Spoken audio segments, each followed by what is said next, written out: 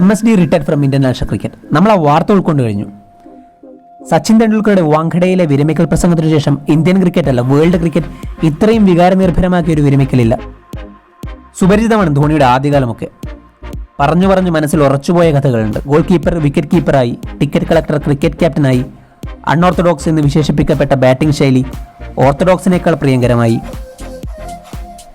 2004 അരങ്ങേറുന്നു. അത്ര മികച്ച തുടക്കമൊന്നും ആയിരുന്നില്ല. പാകിസ്ഥാനെതിരെ നേടിയ 148 റൺസോടെ ഏകദിനത്തിലെ വിക്കറ്റ് കീപ്പിംഗ് സ്ലോട്ട് ധോണി അങ്ങോട്ട് സ്വന്തമാക്കി. മിഡിൽ ഓർഡറിൽ അവിടുന്ന് അങ്ങോട്ട് സ്ഥിരം സാന്നിധ്യമായിരുന്നു. 2007 വേൾഡ് കപ്പ് എക്സിറ്റിന്റെ ആഘാതത്തിൽ നിന്ന് ഇന്ത്യൻ ക്രിക്കറ്റ് കയറുന്നതിന് മുന്നേ പ്രഥമ T20 വേൾഡ് കപ്പ് എത്തി.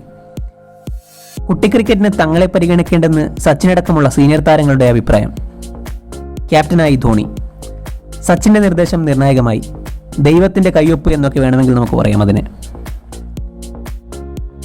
ഓരോ മാച്ച് കഴിയുമ്പോഴും പ്രതീക്ഷ ഉയർത്തിയ യുവനിര.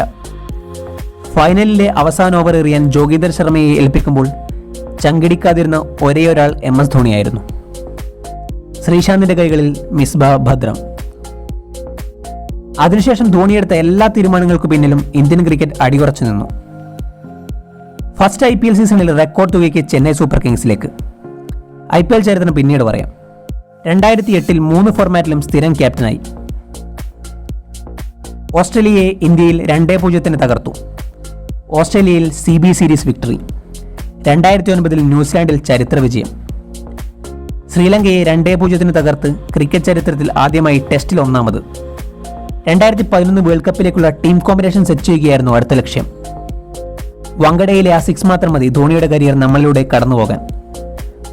വേൾഡ് കപ്പ് കൈമാറി ഒരു മൂലയിലേക്ക് ഒതുങ്ങുമ്പോൾ ഒരു മിഷൻ അക്കംപ്ലിഷ് ലുക്കായിരുന്നു അദ്ദേഹത്തിന്. വിക്കറ്റിന് മുന്നിൽ തന്റെ ആരാധനാപാത്രമായ ഗിൽക്രിസ്റ്റിനെ കടത്തിവെട്ടി Dhoni.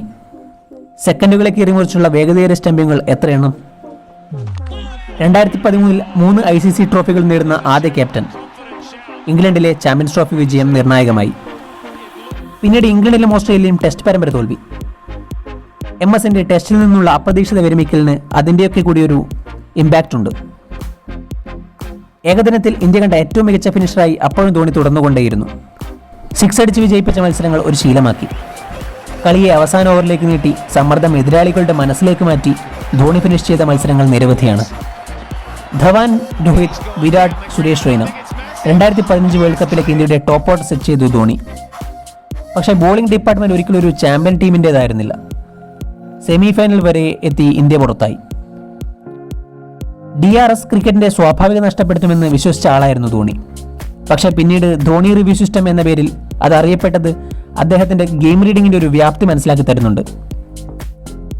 2017 Virat കോഹ്ലിക്ക് limited over captaincy കൈമാറുന്നു. ഒരു വിക്കറ്റ് കീപ്പർ ബാറ്റ്സ്മാൻ എന്ന നിലയിലേക്ക് ചുരുങ്ങി. പക്ഷേ എല്ലാ നിർണായക ഘട്ടങ്ങളിലും തീരുമാനങ്ങളിലും ധോണിയുടെ ഒരു കൈയുണ്ടായിരുന്നു.